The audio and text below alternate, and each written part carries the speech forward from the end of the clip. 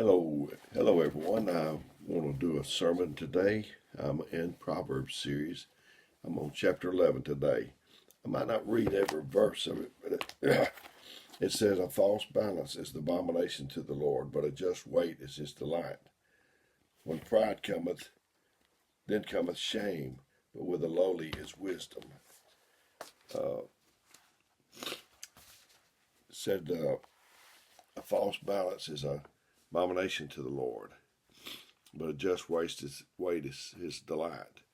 Uh, a lot of people, not a lot of people, but there are people who try to take people, swindle people, hoodoo people, whatever you want to call it. But God, we don't have to settle that score if somebody uh, does you bad or gives you less than what you bargained for, because God will, he'll even the score, not us, because he said even in the score or vengeance was his. Those that live by the sword fall by the sword. The people that do that and use a false balance, a diver's weight, or whatever, they'll be taken care of. They, uh, I pray that the Lord will soften my heart and make my heart right with those people that it's done that way. We've all had somebody do us that way, I'm sure. Let my life be one of fairness and honesty. I heard a story. It said there was a farmer who sold a pound of butter to the baker. One day, the baker decided to weigh the butter to see if he was getting a pound, and he found that he was not. This angered him, and he took the farmer to court. The judge asked the farmer if he was using any measure, and the farmer replied, "You see, Your Honor, I am primitive. I don't have a proper measure, but I do have a scale." The judge asked, "Then how do you weigh the butter?" The farmer replied, "Your Honor, since long before the baker started buying butter from me, had been buying a pound of bread from him. Every day when the baker brings the seed, I put it on the scale and give him the same weight in butter. If anyone is to blame, it is the baker." The moral of the story is we get back in life what we give to others. Whenever you take action, ask yourself this question: am I giving fair value for the wages of money I hope to make? Honesty and dishonesty can become a habit. But so just diver's weights. God is not pleased with that. One measure for this one, you have a different measurement for you and someone else. If your child does it, you have one measurement. If their child does it, you have another one, and so on.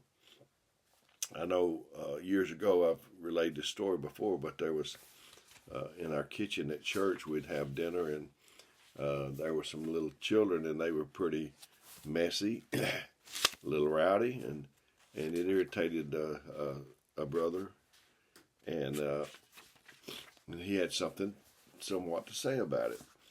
And then we had a dinner, and somebody that was a little more related to him stuck his hand in a pickle jar, and he couldn't believe that, but that's just as bad as the others, so we don't need to have diverse weights.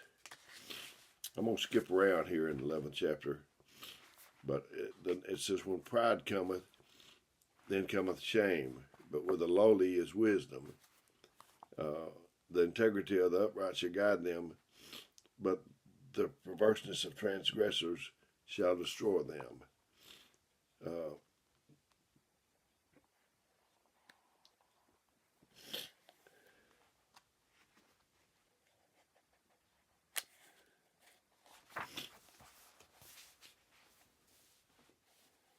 Pride. With pride cometh shame. Sorry, I paused so long, but pride cometh shame. Still having a little trouble with my allergies this morning. Please overlook me. But God hated the proud look. He said he hated the proud look. If he hates, not only does he hate proud, but he don't even like a proud look. So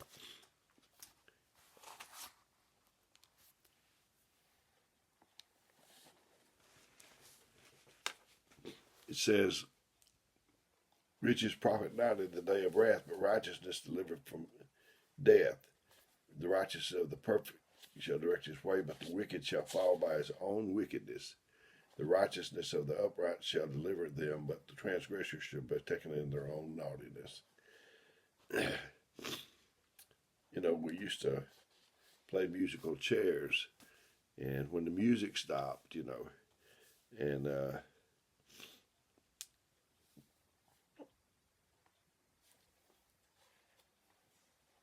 we need to have just as much care in life that when the music stops, when death comes, when life ends, that we'll be caught doing right.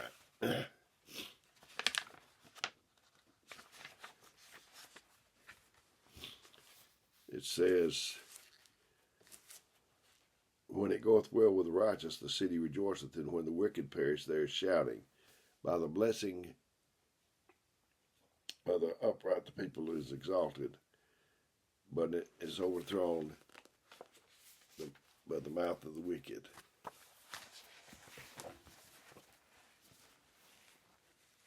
He that is void of wisdom despiseth his neighbor, but a man of understanding holdeth his peace. A talebearer revealeth secrets, but he that is faithful concealeth the hearts.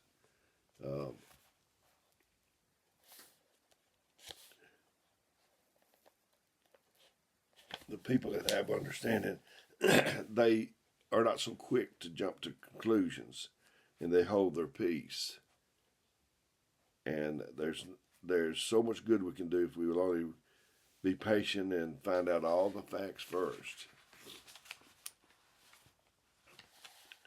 And 11:13 says, a talebearer revealeth secrets, but he that is faithful concealeth the matter.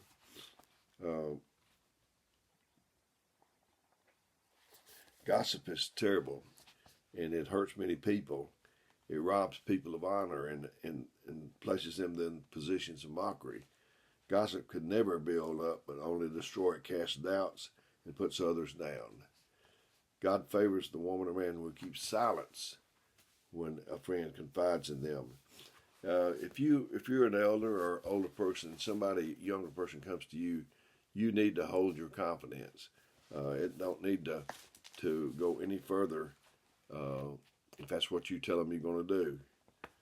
Trust is one of the most powerful forces on earth. Every good relationship has trust as its cornerstone. Even our relationship to God is a relationship of trust, that we can trust Him and He can trust us. I pray that the Lord, that I could seal my lips from anything that bring another person shame or grief. May the words of my mouth be a blessing.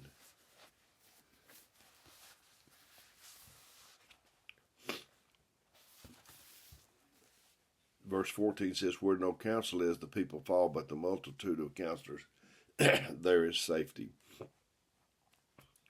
There was a story in the Bible about Rehoboam.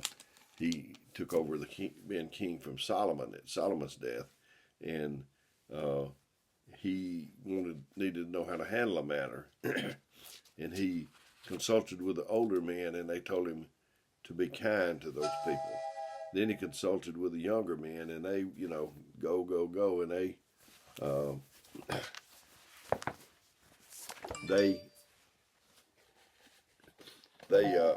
advised him to be tough, and that cost him. Later on, Shishak came from Egypt and stole 450 shields of gold. If he had only listened to the older brothers.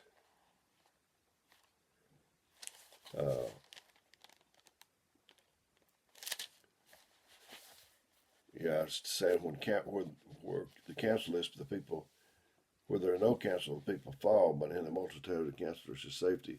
We need someone just naturally in our life that we can confide in, that we can counsel with, that we can have a mentor.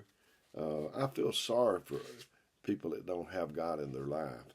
I don't know what I would do without God, that I could call on Him and confide on in Him. It might be where I can't get you on the telephone or text or not be home when I get there, but God is there.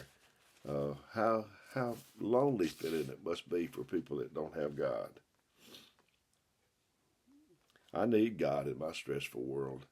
I need somebody to help me carry the burdens. You know, He said, "Come unto me, all you that labor and heavy laden." If you can't carry these burdens by yourself. If they'll get heavy. I'll tell you that. If you give some to this one and a little bit more to another one, your load will be lighter at the end.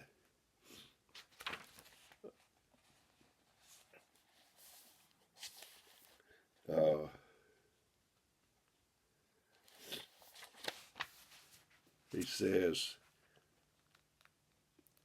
"They that are forward hard are abomination to the Lord, but such as upright in their way are His delight. Though hand join in hand, the wicked shall not be unpunished, but the seed of the righteous shall be delivered." David said in the 37th Psalm, I think it was, to fret not thyself because of evildoers. God has sorted out. That's such a comfort to me to know that I don't have to fret about it, that God is going to sort it out. And, it says, there is that scattereth and yet increaseth, and there is that withholdeth more than is meet, but it tendeth to poverty. The liberal soul shall be made fat, and he that watereth shall be watered himself. I think about over in Haggai, he talks about the Lord blowing with it, blowing on what you do, and scattering it. But anyway, I've been a little scattered myself today, but forgive me, I'm still battling these allergies. You can pray for me if you'd like. I'm not the only one that's got them right now. I understand that. But it's different when you're trying to make a video and when you just suffered and, along. But anyway, I really appreciate you. I love you with all my heart. I wanted to make this for you today, even though I didn't feel much like it. I wanted to do it. I just can't stand the thoughts of not doing it. There'd be somebody out there that's just what they needed or something. So I'm not trying to do this to replace your minister. I say this every time nearly, or to replace you getting to church. I'm only trying to supplement in case you can't get to church. Maybe you're in a rehab, or somebody might be in a nursing home, hospital, or at home flat on their back or suffering with coronavirus. So I want to get this to you. It's like a pass around at a table. If you like an item, used to, you just pass it on. So if this doesn't help you, just pass it on. And it could be that it's helping somebody else. So, but anyway, I love you. I care about you very much. And I just wanted to get this to you today. And I'm going to give you my phone number. It's 256-508-4410. If you need me, leave me a message if you would, so I'll know that what you need and how to get back in touch with you. I might not right away, but I will when I can. So until we do this again, may God bless you.